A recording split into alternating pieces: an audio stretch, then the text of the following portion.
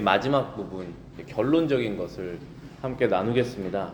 첫 번째 패러그래프 보시면은 이렇게 칼빈이 정리를 했습니다. 이제 율법의 전체 목적을 결정하는 것은 어렵지 않겠다. 그러니까 지금까지 살펴본 여러 가지 그런 내용들을 통하여서 이 하나님의 십계명의 목적이 결국 무엇인가라는 것을 우리가 결론에 도달하는 것은 어렵지 않다라는 것입니다. 그것은 인간의 생활을 거룩한 순결의 모범에 따라 이루어 나가는 의의 완성이다. 그게 목표라는 것이죠. 우리의 목표가 예수 그리스도이시다라고 우리가 자주 얘기를 합니다. 그 뜻은 그분 안에는 죄가 없으시고 죄를 지은 적도 없으신 하나님의 거룩한 형상이시기 때문에 그 예수님의 모습을 우리가 닮아가는 것이 우리의 목표이죠. 저와 여러분들 다 인식하시지만 그 목표를 이루는 그 순간은 이 땅에서는 주어지지 않습니다. 우리가 목표를 완전히 달성해야만 우리가 기쁨이 있는 것이 아니라 목표를 향해서 나아가는 그 한 발자국 한 발자국이 우리에게 기쁨을 주지 않습니까? 어떠한 그 목적지를 향해 가는 것도 몇 시간 남았다 했을 때 몇 시간 간 것으로 인해서 우리가 기쁨을 얻듯이 우리가 겸손히 주님의 말씀을 따라가면서 의의 완성을 조금씩 이뤄나가는 것을 통해서 우리가 만족을 느끼는 것이죠. 그것도 주님께서 우리에게 주시는 힘으로 하나씩 하기 때문에 늘 감사의 삶을 살 수가 있게 되는 것입니다. 생활을 통해 하나님의 형상을 표현하는 것이다 라고 했습니다. 하나님의 형상은 예수님이신데 그 예수님의 형상을 우리가 어떻게 표현하느냐 라고 하면 생활을 통해서 표현한다 라는 것이죠. 사람과의 부딪히는 관계 속에서, 복잡한 인간사 속에서, 이 세상 속에서 우리의 생활을 통해서 하나님의 형상을 표현해내라. 그 기준은 이 말씀이다 라고 우리에게 주시는 것입니다. 이러한 이유로 모세는 이스라엘 백성에게 율법의 요점을 상기시켜 주었다. 신명기 10장 12절 13절입니다. 이스라엘아, 내 하나님 여호와께서 내게 요구하시는 것이 무엇이냐? 곧 내 하나님 여호와를 경외하여 그의 모든 도를 행하고 그를 사랑하며 그의 마음을 다하고 뜻을 다하여 내 하나님 여호와를 섬기고 내가 오늘 네 행복을 위하여 네게 명하는 여호와의 명령과 규례를 지킬 것이 아니냐. 하나님께서 그 세상에서 가장 작은 이스라엘 백성을 선택하셔서 하나님의 백성으로 삼으신 다음에 요구하시는 것이 있습니다. 그것은 내가 거룩하니 너희도 거룩하라 라는 것이죠. 그러면 그 거룩하다라고 하는 것을 어떻게 이뤄나갈 수 있느냐 하면 내 하나님 여호와를 경외하여서 그의 모든 도를 행하고 그를 사랑하며 마음을 다하고 뜻을 다하여 여호와를 섬겨라. 그리하면 거룩함을 이루게 나아갈 것이다 라고 말씀하신 것입니다. 이어서 말씀하시기를 너의 행복을 위하여 내게 명하는 나 여호와의 명령과 규례를 지켜라 라고 말씀하십니다. 자, 행복이라고 하는 단어가 미국이 건국됐을 때 각자의 행복을 추구한다. 그래서 pursue your happiness라고 이렇게 말하는데 그 행복이라는 게 과연 어디서 오느냐? 자기가 원하는 곳을 가고 자기가 원하는 것을 먹고 자기가 원하는 것을 입고 원하는 곳에서 살면 행복이 오느냐? 그렇지는 않습니다. 왜냐하면 그 안에는 죄성이 있기 때문에 만족이 없고 끝이 없기 때문에 끝이 없다라는 것은 늘 갈급함이 있고 그러면서 갖지 못하는 것에 대한 그러한 시기 질투와 화남과 여러 가지가 있을 수 있지 않겠습니까? 그래서 이 행복이라는 것은 결국 하나님 안에서 사람이 자신의 삶을 만족하면서 우리의 영혼의 구원자이신 그리스도를 알 때 참 행복을 느낄 수가 있게 되는 것입니다. 그러려면 그 하나님의 율법을 사랑하는 마음으로 지킬 때 그가 그리스도께 하나님께로 나아가게 된다는 것이죠. 성결의 완성은 이미 언급된 너는 마음을 다하고 성품을 다하고 힘을 다하여 내 하나님 여호와를 사랑하라. 신명기 6장 5절 11장 13절 말씀입니다. 이웃 사랑하기를 내 몸과 같이 하라. 레위기 19장 18절 마태복음 22장 37절, 39절 이 두 항목으로 이루어집니다. 그렇죠. 10계명의 첫 번째부터 네 번째 계명이 하나님을 우리의 마음을 다하고 성품을 다하고 힘을 다하여 사랑하라는 것이고, 나머지 계명이 이웃을 사랑하기를 너의 몸을 사랑하는 것처럼 사랑해라 라고 하는 이 두 가지 계명으로 요약이 되는 것입니다. 우리의 영혼이 하나님에 대한 사랑으로 충만해져야 된다. 여기서부터 이웃사랑이 곧바로 흘러나오게 될 것이다. 물론 이 계명이 1계명부터 10계명까지 어떤 우선순위적으로 매겨졌느냐, 그것은 우리가 정확하게 알 수는 없지만 1계명부터 4계명까지의 사람이 하나님을 향하는 그러한 계명을 지키지 않고서 사람이 이웃을 사랑할 수 없다라는 결론을 우리가 내리게 됩니다. 왜냐하면 하나님께서 심판대에서 사람들을 심판하실 때 하나님을 한 번도 사랑하지 않은 사람들에게 분명히 그들에게 너희들은 이웃을 사랑한 적이 없다라고 말씀하실 것이기 때문에 그렇다는 것이죠. 그래서 우리의 영혼이 하나님을 사랑하는 것으로 충만해져야지 이웃을 사랑할 수 있다라는 것입니다. 첫 번째 돌판에 대한 순종은 보통 마음의 의도를 대상으로 한다. 그러니까 나 이외에 다른 신을 두지 말라라고 하는 것은 마음에 관한 것이잖아요. 그래서 쉽게 드러나지 않습니다. 하나님께서 우리에게 요구하시는 것을 이 네 번째 계명, 안식일을 거룩하게 지켜라라고 하는 것 빼고 1계명부터 3계명은 우리 행동으로 잘 드러나지 않습니다. 그래서 마음에 관련된 부분이기 때문에 이것을 내가 잘 지키고 있는지 잘 지키고 있지 않은지 스스로 판단할 수밖에 없고, 다른 사람이 그렇게 하고 있는지 안 하는지 판단하기 쉽지 않습니다. 어떨 땐 스스로도 판단이 잘 안 설 때 있습니다. 그래서 어떠한 이제 성경 해석 같은 경우는 네 번째 계명 안식일을 거룩하게 지켜라라는 것을 그 두 번째 돌판으로 해석하는 경우도 있습니다. 왜냐하면은 그것은 행동으로 드러나는 것이기 때문에. 어쨌든 이 하나님께 우리의 마음을 들여서 사랑을 드려라고 하는 계명들은 다 마음의 의도와 마음의 동기와 우리 마음속에 있는 것이기 때문에 밖으로 드러나지는 않는다는 것입니다. 그러한 의미에서 네 번째 계명은 안식일을 거룩하게 지키는 것은 바로 확연히 이 성도 가운데 드러나기 때문에 그 계명을 이웃 간의 사랑의 계명으로 포함해서 해석하는 경우도 있다고 제가 말씀을 드리는 것입니다. 그런데 이 이웃 간의 이 계명들은 사랑의 일이죠. 여기에 칼빈은 사랑의 역사라고 표현했는데, 역사는 work죠. 사랑의 일. 그러니까 우리가 이웃을 사랑해서 어떠한 일을 하는 것은 굉장히 금방 밖으로 드러나게 됩니다. 그것이 말이든 행동이든 간에. 그래서 선지자들이 사람들에게, 이스라엘 백성들에게 회개하라 라고 권면했을 때 첫 번째 돌판에 있는 하나님에 대한 그 계명들을 생략하고 의와 인과 공평함과 의로움과 선하게 사람들을 대하는 그 인내하는 마음 등을 회개해서 행동해라라고 촉구합니다. 그러면은 이 선지자들이 이스라엘 백성이 하나님을 사랑하는 것에 대해서는 별로 관심이 없고 이웃 간에 공평하게 대해라, 의롭게 대해라, 사랑하는 마음을 실천해라 라고 하는 그것들을 강조하는데, 그렇다면 이 하나님에 관한 이 계명들은 그들이 방관하는 것이냐? 그렇지 않다라는 것이죠. 왜 그렇게 하느냐 하면, 도리어 이 두 번째 돌판에 있는 계명들을 지킴으로써 그것이 첫 번째 계명을 이 사람이 지키고 있는지에 대한 증거라는 것입니다.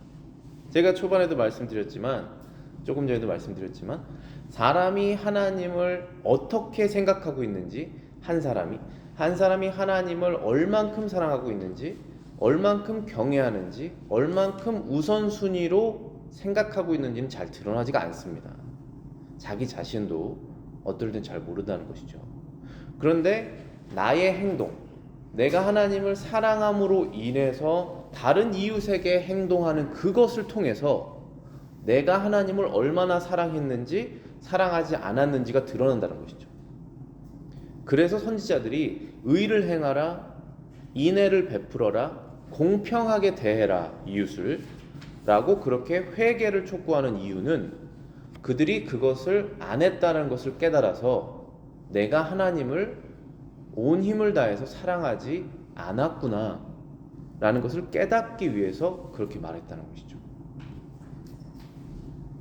그래서 사람이 하나님을 진심으로 경외하지 않는다면 모든 부분에서, 우리 인생의 부분에서 쉽게 사람 간의 사랑을 지속할 수가 없습니다.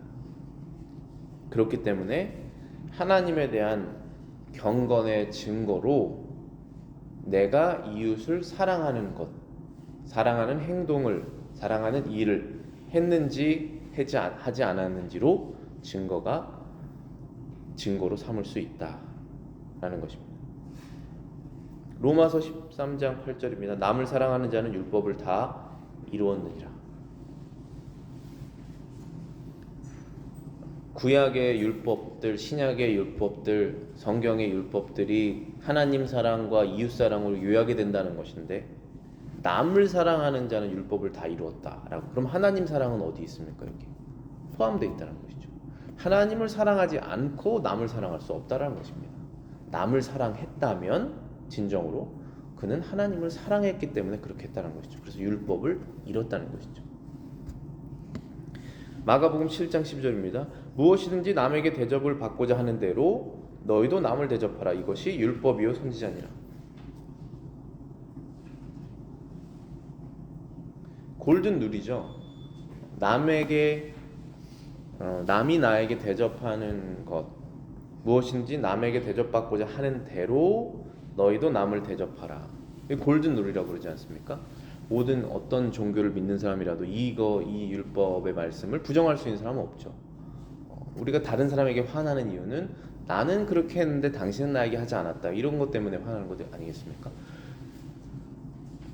무엇인지 남에게 대접받고자 하는 대로 남을 대접하라. 그것이 율법이요 선지자니라. 결국은 이 성경 전체다라고 말씀하시는 것이죠. 똑같은 말씀이죠. 이웃을 사랑할 때 내 몸같이 사랑해라. 그러니까 내가 원하는, 다른 사람이 나에게 원하는 그런 만큼 나도 이웃을 사랑하라. 그것이 율법을 이룬다라고 말씀하시는 것입니다. 따라서 우리는 스스로를 사랑함에서가 아니고 하나님과 이웃을 사랑함에 의해 계명을 지키는 것이다. 그렇죠. 이 부분이 근본적인 차이점입니다. 예수 그리스도를 알고 하나님을 믿는 그 사랑에서 율법을 지키는 것과 그렇지 않은 사람 간의 근본적인 차이점이 무엇이냐면 스스로를 사랑함에 의해서, 그러니까 자신의 어떠한 유익을 얻어내기 위해서 율법을 지키는 것이 아니라 하나님을 사랑하기 때문에 율법을 지키는 것이고, 하나님을 사랑하는 그 사랑에서 나오는 이웃사랑 때문에 계명을 지키는 것이다. 자신을 위해서는 가능한 한 적게 살기를 노력하는 자가 최선의 그리고 가장 거룩한 생활을 영위하는 것이다.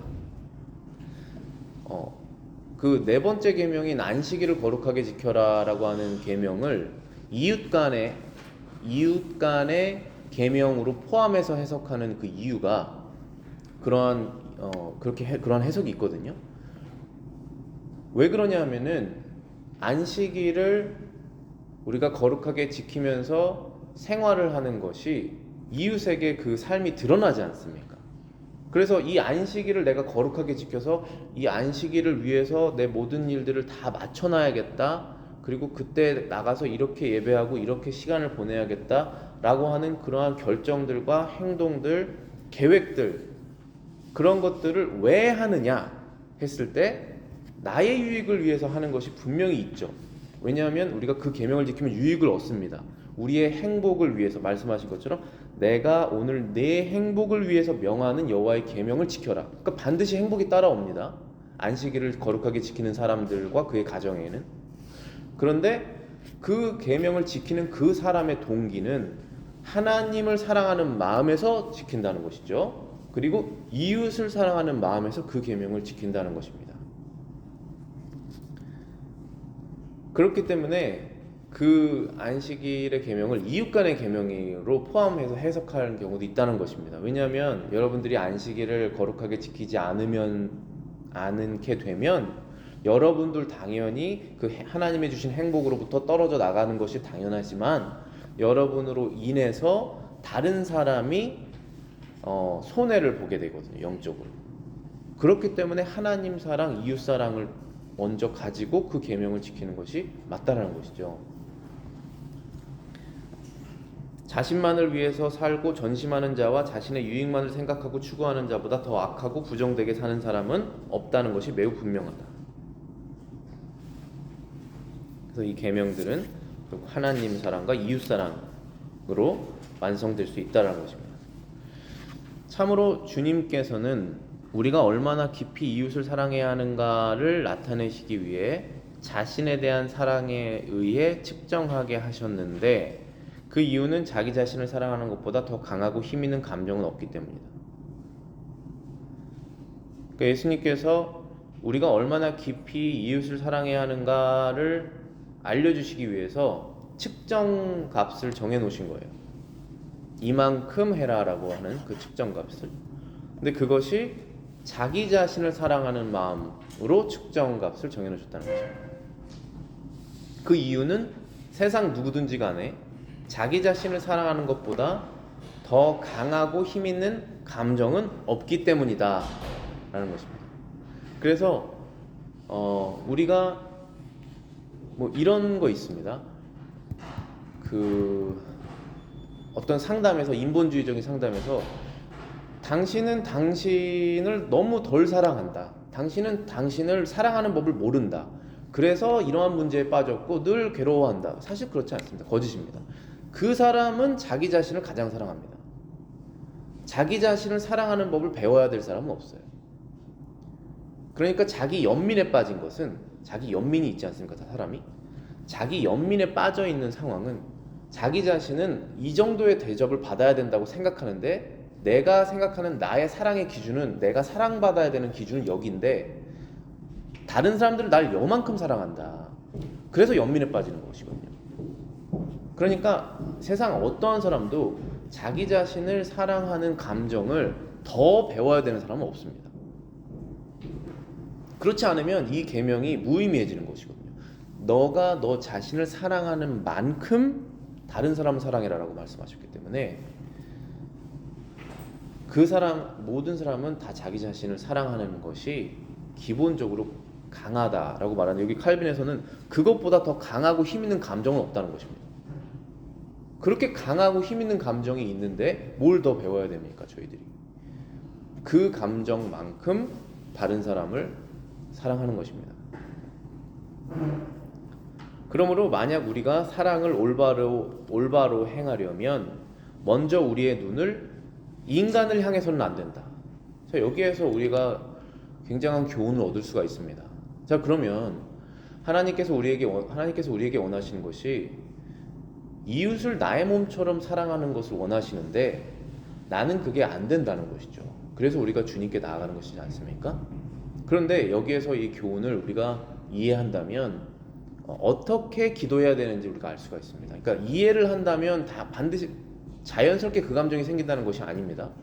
이해를 해서 이렇게 내가 해야 되는구나를 깨닫고 회개하며 주님께 나아갔을 때 그렇게 도와주시는 것이죠.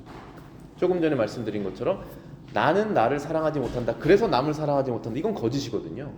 그게 거짓이라는 것을 내가 깨닫고, 아, 여태까지 내가 속았구나, 내가 다른 사람을 사랑하지 못했던 이유는 나를 너무 많이 사랑했기 때문에 그를 사랑하지 못했던 거였구나 라는 것을 내가 여태까지 속았구나, 마귀의 인본주의적인 생각에 내가 속았구나 해서 회개하고, 하나님, 제가 제 스스로를 너무 사랑하는 것처럼 그만큼 다른 사람을 사랑할 수 있도록 도와주시옵소서라고 하면 그렇게 도와주실 것입니다. 반드시. 왜냐하면 그 안에는 회개가 있기 때문에. 근데 자기 연민에는 회개가 없습니다. 회개 없는 곳에서는 말씀이 역할을 안 해요. 반드시 회개를 하려면 진실을 알아야 됩니다. 진리를. 그런데 진리를 모르게 마귀가 계속 속이죠. 계속 속이고 슬퍼하게 만들고 블레이밍하게 만들고 다른 사람 욕하게 만들고 상황에 자기가 이렇게 됐다라고 말하면서 오히려 조언을 주려고 하는 사람에게는 당신도 내 상황에 한번 처해봐 그렇게 말할 수 있어 이렇게 할 수밖에 없는 게 우리 사람입니다. 그럼 그 상황에서는 회개가 안 나와요. 회개가 안 나오면 우린 예수님께로 한 발짝도 갈 수 없습니다. 그것을 누가 제일 좋아하느냐? 마귀가 제일 좋아하는 것이죠. 우리는 그 감정을 은근히 즐길 수 있단 말이에요. 그것을 하나님께서 끊어내시기 위해서 너는 너를 가장 사랑한다. 그만큼 이웃을 사랑해라 라고 말씀하시는 것입니다. 그런데 우리가 다른 사람을 사랑하려고 하다 보니까 어려운 점에 빠지는데 그 어려운 점은 그 사람은 내가 사랑하기 너무나 어려운 사람이에요. 거기에 빠지는 것입니다. 근데 그것이 사실이냐 아니면 거짓이냐? 사실이에요. 내가 사랑하기 어려운 사람이에요. 자, 여기 보시겠습니다. 칼빈이 이렇게 말합니다. 그러므로 만약 우리가 사랑을 올바로 행하려면 먼저 우리의 눈을 인간으로 향해서는 안 된다. 왜냐하면 인간은 주로 사랑보다 증오를 야기하기 때문이다. 따라서 우리의 눈을 먼저 어디로 향해야 됩니까?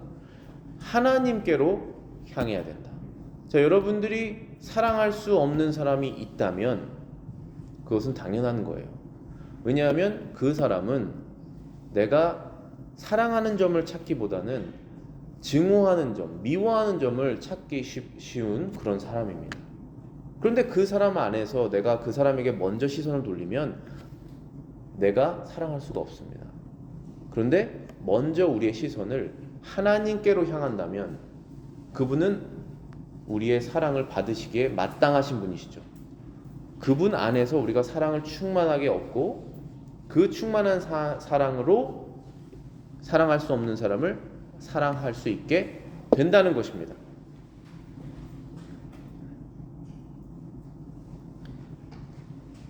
하나님은 그분에 대해 우리가 품고 있는 사랑을 전 인류에게 확장시키도록 명령하고 계신다. 자, 결국은 이거예요. 결국은 우리가 이웃을 사랑하지 못하는 이유는 하나님을 사랑하지 못해서 그렇습니다. 우리가 이웃을 사랑하지 못하는 이유는 하나님을 충분히 사랑하지 못하기 때문에 그 사랑이 흘러나가지가 않는 거예요. 하나님은 그분에 대해서 품고 있는 우리의 사랑이 다른 사람에게도 확장되도록 명령하신다는 것입니다. 그러니까 따라서 하나님에 대한 사랑이 충만하지 않은 상태에서 어떻게 우리가 다른 사람을 사랑할 수 있겠습니까? 자, 그러면 하나님을 사랑하지 않는 상태에서 다른 사람을 사랑할 수 있는 방법은 뭘까요? 그 이유는 그 사람이 나에게 잘했기 때문에 사랑하는 것입니다. 그것 요구하시는 것이 아니에요. 하나님께서 너의 원수를 사랑하라고 말씀하시는데요. 나에게 잘해주는 사람에게 사랑하라는 것이 아니죠. 우리 옆에 있는 모든 이웃들에게 내가 가지고 있는 하나님에 대한 충만한 사랑을 그들에게도 흘러넘치게 해라라고 하는 것이 이 계명의 본질인데, 우리가 그 사람을 보니까 사랑할 수가 없습니다라고 말을 하면 거기서 무슨 사랑이 나오겠습니까? 그 사람을 보는 것이 아니라 바로 우리의 시선을 어디로 돌립니까? 사랑받기에 충분하신 하나님께로 시선을 돌려서 그분에게 사랑을 먼저 충만하게 받고 우리가 마음의 여유가 생기잖아요. 그 다음에 사랑 받아봤으니까 그런 다음에 내가 사랑할 수 없는 사람에게 사랑을 베푸는 것입니다. 그러면서 그리스도의 사랑이 실천되는 것이죠. 하나님은 그분에 대해 우리가 품고 있는 사랑을 전 인류에게 확장하도록 명령하고 계시다. 이는 인간의 품성에 관계없이 우리가 하나님을 사랑하기 때문에 이웃도 사랑해야 한다는 것이 불변의 원칙이 되도록 하기 위함이다. 불변의 원칙입니다. 우리가 하나님을 사랑하기 때문에 우리 이웃을 사랑한다라는 것이 불변의 원칙입니다. 여러분의 대화 속에서, 여러분의 이야기 속에서 다른 사람에 대한 칭찬과 사랑과 그 연민과 그런 감정의 이야기들이 계속적으로 흘러나와야 합니다. 입에서, 행동에서. 없는 곳에서. 그런데 그것이 그 인간의, 내가 말하고 있는 그 대상의 인간의 품성과 관계없이 계속 그렇게 할 수 있도록 하나님께서 원칙을 만들어 놓으신 거예요. 그 사람이 사랑받기 마땅한 사람이기 때문에 사랑하라고 말씀하신 것이 아니죠. 하나님께서 사랑받기에 충만하신 분이시기 때문에 그분에게 사랑을 받은 그 사랑으로 우리도 이웃을 사랑한다는 것이죠. 이겁니다. 이게 율법의 완성이에요. 이 율법의 목적입니다. 우리가 십계명을 어렸을 때부터 그렇게 알고 왔는데 이 계명을 우리가 요약을 정확하게 하고 있냐라는 것입니다. 올바르게 하고 있냐라는 것입니다.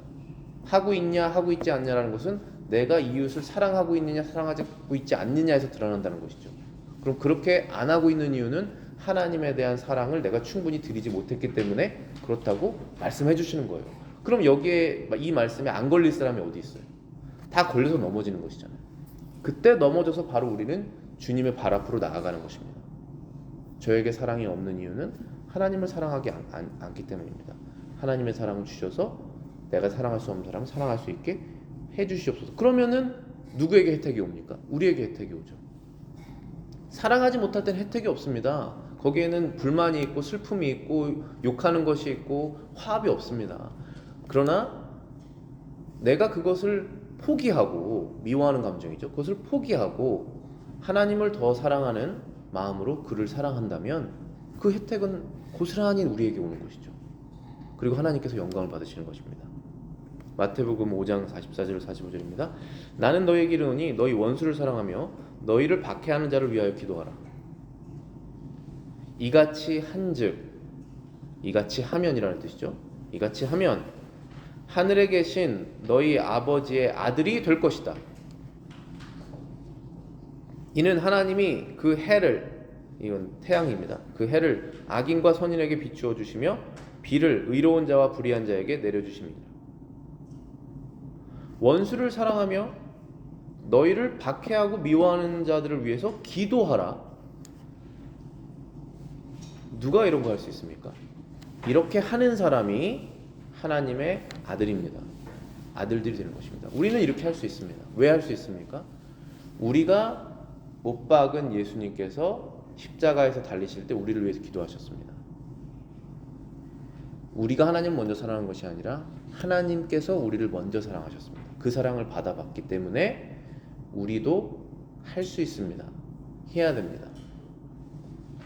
하나님의 아들입니다. 이렇게 하는 것이. 분명히 말씀하셨죠.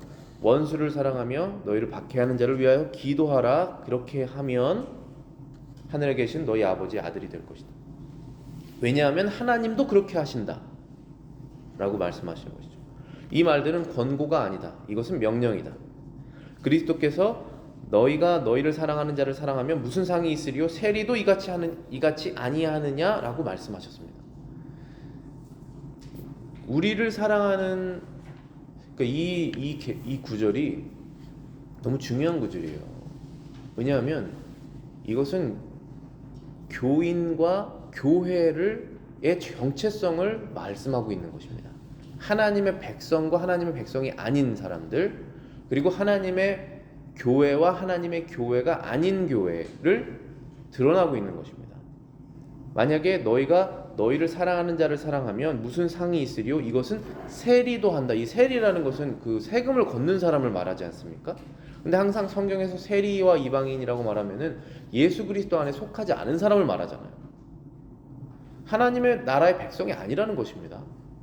세리라는 것은 하나님 나라의 백성이 아닌 사람들도 너희들에게 잘한 사람들에게는 잘한다. 자기에게 잘한 사람에게는 잘한다 라고 얘기하는 것이죠. 그렇기 때문에 만약에 우리가 원수를 사랑하지 않고, 그리스도인인데도 불구하고 원수를 사랑하지 않고 나를 핍박하는 자를 위해서 기도하지 않는다면 우리가 하나님의 백성으로서 올바르게 살고 있지 않다는 뜻입니다.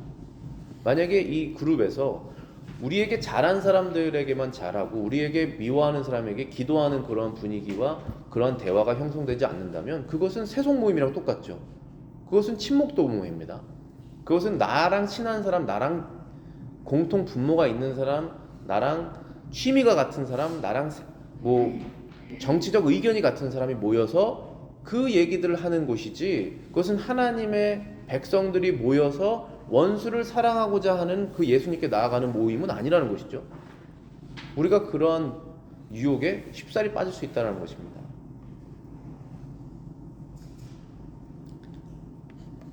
그리고 이 부분을 이제 칼빈이 마치면서 로마 카톨릭 교회에서 하는 이 대죄와 소죄를 나누는 것, 이것은 큰 죄다, 이것은 작은 죄다를 통해서 어떤 것은 고해성사를 해야 되고 어떤 것은 연옥에 가서 얼마 있고 뭐 이렇게 대죄와 소죄를 나누지 않습니까? 그것이 얼마나 무의미한 것이라는 것을 이제 설명을 합니다. 무가치하다, 그런 구별은. 어거스틴이 말하기를 죄를 평가함에 있어 우리 마음에 드는 것을 평가하는 거짓 저울을 가져오지 말아야 하며, 또한 이것이 중하다거나 저것이 경하다라고 말하면서 자기 의견에 따라 우리 마음에 들도록 하는 일이 없어야 한다.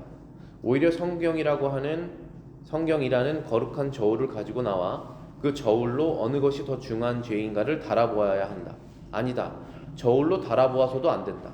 오히려 주님께서 이미 달아놓은 것을 인정해야 한다. 그러니까 우리가 그건 괜찮아, 그건 괜찮지 않아, 이것은 정말 그렇게 하면 나쁜 죄야, 아니면 이것은 그 정도는 괜찮은 죄야 라고 평가 자체를 하지 말아야 된다는 것입니다. 왜냐하면 그 평가를 하는 주체가 사람이지 않습니까? 근데 이 사람은 하루에도 수십 번씩 마음이 바뀌는 사람이에요. 나에게 잘해주는 사람에게 잘해주고 다음 날엔 그 사람이 싫고, 이런 사람, 이런 감정에 우리가 움직이는 사람인데, 그런 상태에서 어떻게 그 사람의 죄가 아니면 나의 죄가, 어떠한 공동체의 죄가 중한 것이다, 정한 것이다, 얼마나 심각한 것이다, 얼마나 덜 심각한 것이다를 정할 수 있겠습니까? 내가 내 기준이 매일 바뀌는데. 그렇기 때문에 칼빈이 그런 것은 무의미하고, 성경 말씀은 거룩한 저울인데 그 거룩한 저울로 달아봐야 한다라고 말하려고 하다가 그것도 하면 안 된다. 왜냐하면 결국은 저울은 거룩하고 정확하지만 그것을 판결하는 사람이 또 잘못되기 때문에 판단도 하지 말아야 된다. 그냥 말씀하신 그대로 인정해야 된다. 그것은 죄다, 그것은 죄가 아니다로 인정해야 되지, 그것은 심각한 죄다, 그것은 덜 심각한 죄다라고 구별할 필요도 없다 라고 말하면서 다음 구절이 로마서 6장 23절이죠. 죄의 삭은 사망이다. 여기서 말하는 사망으로 인도하는 죄가 어떤 중한 죄입니까? 살인죄입니까? 간음죄입니까? 어떤 죄를 말하는 것입니까? 아주 작은 거짓말 같은 죄도 사망으로 인도하는 것도 아니겠습니까? 그렇기 때문에 대죄와 소죄, 저건 심각한 죄, 저건 넘어가도 되는 죄를 구별할 이유가 뭐가 있습니까? 모든 죄는 사망으로 인도하는 것. 마태복음 5장 19절입니다. 그러므로 누구든지 이 계명 중에 지극히 작은 것 하나라도 버리고 또 그같이 사람을 가르치는 자는 천국에서 지극히 작다 일컬음을 받을 것이요. 계명 중에 하나라도 버리면 안 되는 것이죠. 하나님의 말씀 그대로 우리가 지키려고 노력하는 것이 이 계명의 목적입니다. 그리고 그것을 그대로 가르치고 또 가르친 대로 행동하는 것이죠. 우리가 하나님의 자녀들은 모든 죄가 죽음에 이르는 것을 알아야 된다. 왜냐하면 죄는 하나님의 뜻을 거스르는 반역이요 하나님의 진노를 필연 격발하고 말 것이기 때문이다. 성도들의 죄는 용서받을 수 있으나 그것은 성도로서의 본질 때문이 아니고 하나님의 긍휼로 말미암아 용서를 받게 되는 것이기 때문이다. 하나님의 죄에 대한 심판은 예외가 없으나 성도들의 죄는 용서받았죠. 그리스도께서 십자가에서 다 이루셨다라고 말씀하시는 것이 성도들을 죄를 짓게 해서 지옥으로 끌고 가는 마귀의 머리를 짓밟으셨다는 뜻 아니겠습니까? 그래서 우리의 죄는 용서받습니다. 성도들의 죄는 용서받습니다. 그래서 성도라고 부르는 것이잖아요. 거룩한 자라고. 그러나 그것은 성도가 어떠한 사람이기 때문에 용서받는다는 것이 아니죠. 성도의 본질 때문에 용서받는다는 것이 아니라 그가 사랑받을 만한 자격이 있어서 용서받을 만한 자격이 있어서 용서받는다는 것이 아니라 하나님의 긍휼에 말미암아서 용서를 받게 되었다는 것입니다. 그러면 우리가 긍휼로 인해서 용서받은 사람이 또다시 그 죄를 용서받았기 때문에 지어야겠다라고 생각할 수 있냐는 것입니다. 당연히 그럴 수가 없는 것이죠. 오히려 그 반대로 가야 되는 것이죠. 감사와 은혜를 우리가 경험했다면 내가 또다시 이런 죄를 지으면 안 되겠지 라고 하면서 반대적으로 거룩한 삶으로 가야 되고 또 하나님께로 나아가면서 충만한 사랑을 하나님께로 받는 것입니다. 그러면서 우리가 이웃 간의 사랑을 실천할 수가 있게 되는 것입니다. 그런 생활을 통해서 뭐가 드러나는 것이죠? 그리스도의 모습이 우리의 삶을 통해서 드러나게 되고 그래서 하나님의 거룩한 형상이 우리 각자 그리스도인들을 통해서 드러나게 되는 것입니다. 여러분들 한 분 한 분을 통해서 당신이 믿는 하나님을 나도 믿고 싶습니다. 당신이 믿는 예수 그리스도를 나도 믿고 싶습니다. 라고 그렇게 그런 일이 일어나야 되지 않습니까?